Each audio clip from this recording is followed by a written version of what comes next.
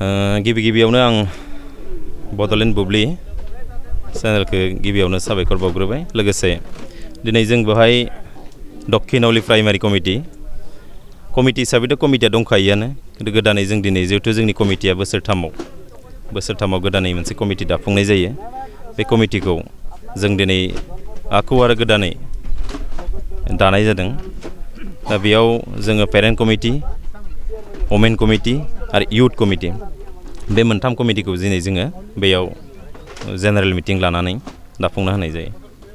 दिनै बे हाबाफारियाव बाहागो लानाय हिसाबै जोंहा CWCनि जोंनिनो बलाराम दैमारि सार, मुक्तार आली आरो जिल्ला कमिटिनि गाहाय नेहाथारि, बिदिनो जोंनि जिल्लानिनो गोबां दैदेनगिरिफ्रानो बे दिनैनि बे हाबाफारियाव बाहागो लादों।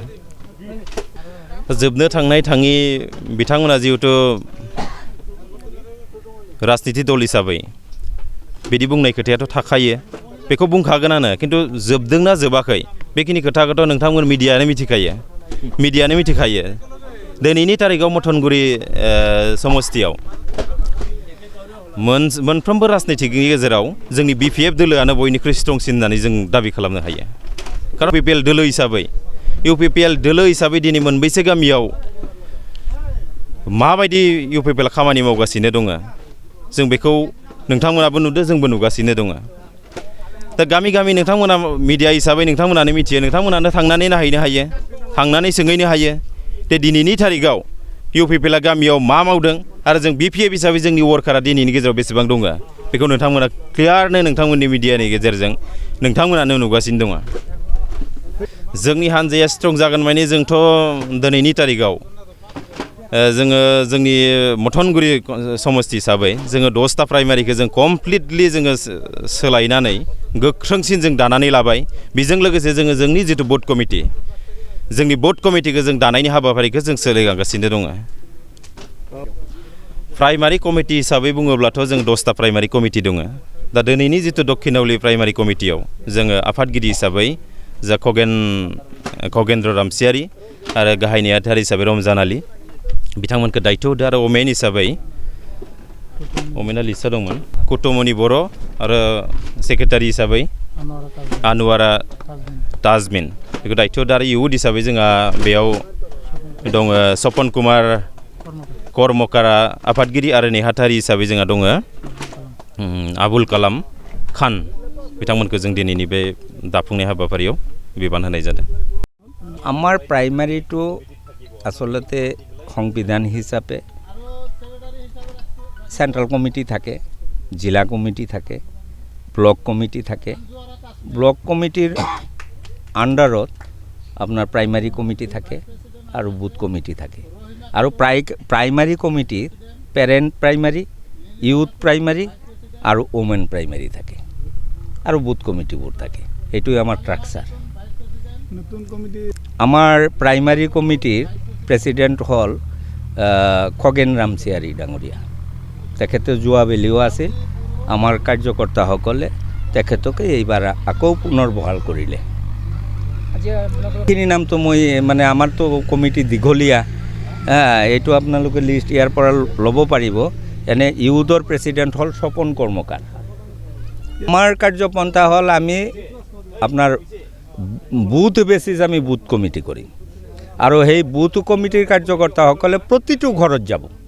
BPFৰ যিখিনি আদৰ্শ নীতি কাৰ্যসূচী লৈ প্ৰত্যেক ঘৰে ঘৰে আমি যাম। ডেভেলপমেণ্টৰ একো দেখা নাই, ৰাইজেতো প্ৰত্যক্ষ কৰা নাই। যিখিনি আজি ৰাস্তা ঘাটেই কওক, যিখিনি অনুষ্ঠান প্ৰতিষ্ঠানেই কওক, সেইখিনিতো আমাৰ হাগ্ৰামা মহিলাৰী ছাৰৰ দিনতেই হোৱা, BPFে কৰা, নতুনতো একো দেখা নাই। এই ক্ষেত্ৰত মানে বৰ মানে আক্ষেপ প্ৰকাশ কৰিছোঁ। কাৰণ এই কাৰণেই কৰিছোঁ যে আগে পিছে এইটো ভৱনত বিভিন্ন ৰাজনৈতিক দলে তেওঁলোকৰ কাৰ্যক্ৰম কৰে। হঠাৎকৈ আজি BPFক তেওঁলোকে কৈ দিলে যে আমি ৰাজনৈতিক দলক মানে ঘৰটো ব্যৱহাৰ কৰিব নিদিওঁ। এইটো স্কুল নহয়, এইটো হেৰি VCDCৰ অফিচ। নাই, এই সম্পৰ্কে আমি এটা কথাই ক'ম যে ক্ষমতা মূৰত লগাই ল'ব নালাগে। কারণ গণতন্ত্র জনতা জনার্দনেই রজা, উত্থান পতন থাকে। কারণ আমি যেটো এই মথনগুৰি সমষ্টিত ৰাইজৰ যেটো আমাৰ প্ৰতি উৎসাহ, আগন্তুক দিনত এই মথনগুৰি আমি বিপুল ভোটত যে জয়ী কৰিম তাৰ কিন্তু ইংগিত আমি অলৰেডি পাই গৈছোঁ। फोरोंगिरि मावनो गोसो जानाय बिजाथिफोरनि थाखाय गोजोनथाव खौरां। बाक्सा जिल्लानि सालबारियाव थानाय गुड शेफार नेशनेल स्कुलाव गोबां फोरोंगिरिनि गोनांथि जादों। बे फरायसालियाव गाहाय फोरोंगिरिजों लोगोसे आखान्थि फोरोंगिरि आरो साबा आयदा फोरोंगिरिफोरनि गोनांथि जादों।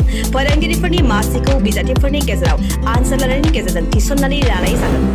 गाहाय फोरोंगिरि मासियाव एप्लाइ खालामनो थाखाय बिजाथिफोरा MA, MSc, BEd डिग्री लानाय इंराजि रोंगौथि गोनां लोगोआव 5 बोसोर गाहाय फोरोंगिरि महरै मावखांनाय रोंगौथि थानाय जानांगोन। गाहाय फोरोंगिरिनि दान बान्थाखौ 14 निफ्राय 20 रोजानि गेजेराव होनाय जागोन।